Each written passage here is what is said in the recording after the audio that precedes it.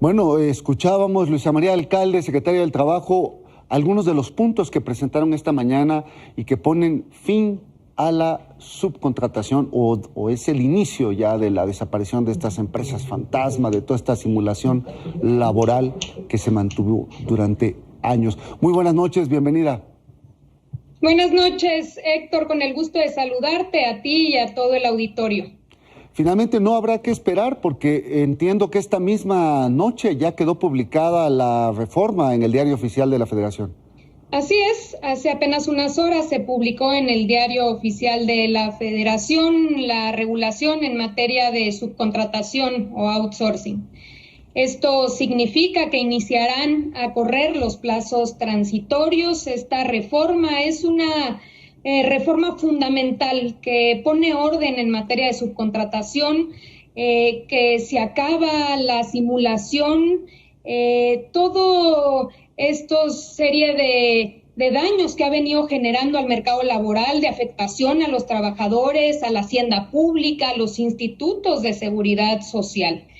Frente a este nuevo marco legal se prohíbe la subcontratación de personal, es decir, las famosas nomineras, estas empresas que se crearon sin ninguna actividad productiva, simplemente contenían trabajadores y los transferían a otras empresas que podían de alguna manera evitar o evadir sus responsabilidades laborales. También hay que decir que se permite la subcontratación de servicios especializados o la ejecución de obras especializadas.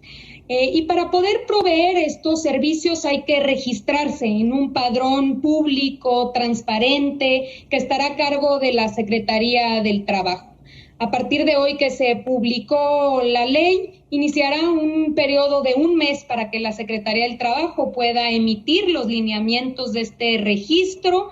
Todas las empresas que vayan a proveer este tipo de subcontratación especializada, de servicios especializados, tendrá que comprobarle a la autoridad que cumple con los derechos en materia de seguridad social y, por supuesto, también fiscales. Entonces, también el plazo de 90 días para las empresas y esta regularización. Secretaria, ¿qué fue lo más difícil en la negociación con todas las partes? Porque fue un largo periodo.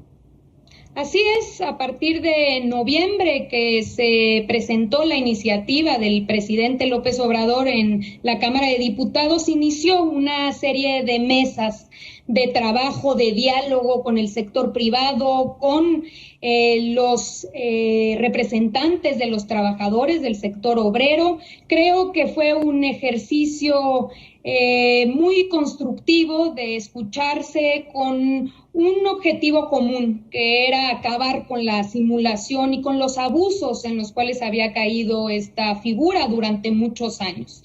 En ese sentido, creo que pues siempre tiene su dificultad el poder encontrar posiciones distintas, pero creo que se logró este consenso que hoy garantiza tener un marco legal sin estos huecos o recovecos a través de los cuales se había venido colando la simulación. Creo que es un paso fundamental en la dignificación del trabajo y diría yo incluso un acto de justicia para millones de trabajadores que habían venido trabajando en este esquema y que habían venido viendo afectados sus derechos conquistados desde hace muchos años. Violando sus derechos, ¿no? En una simulación que quedó tan arraigada en gran parte de la sociedad que también el cambio no va a ser sencillo. El plazo es 3 meses, ¿verdad? 3 meses para que las empresas se regularicen, es decir, que todas las empresas que tenían este esquema en el cual otras les proveían el personal, tienen que transferir a estos trabajadores y reconocerlos como nóminas propios. Claro. Ahora, las sanciones son fuertes también. También hay una serie ya de sanciones que se establecen en diferentes leyes para el caso de incumplimiento, pero creemos que hay todas las condiciones para que en este plazo vayamos regularizando a las diferentes industrias. Recordemos que el fenómeno de subcontratación se da sobre todo en empresas grandes. No es en realidad una actividad que veamos en micro o pequeñas empresas, sino que sobre todo se den estas empresas grandes con las que hemos tenido mucho diálogo para poder avanzar en la regularización. De hecho, comentar que ya inició, ya hay más de 300,000 trabajadores que han sido reconocidos en las empresas que reciben los servicios. Secretaria, finalmente me gustaría enmarcar esta reforma de la subcontratación en la serie de cambios que ha habido en el mundo laboral y que están llevándonos hacia otra dinámica completamente. Así es, creo que forma parte de uno más de los acuerdos conseguidos en el mundo del trabajo.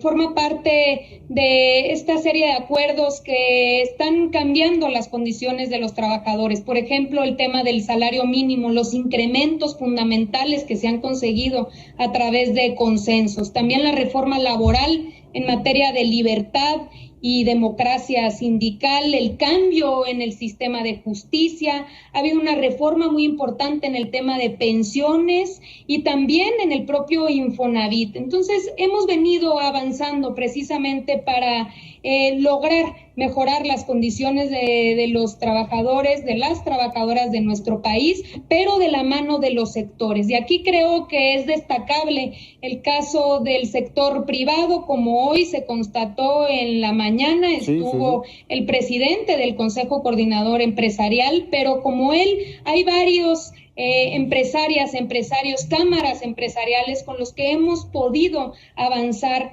en este terreno de lo laboral.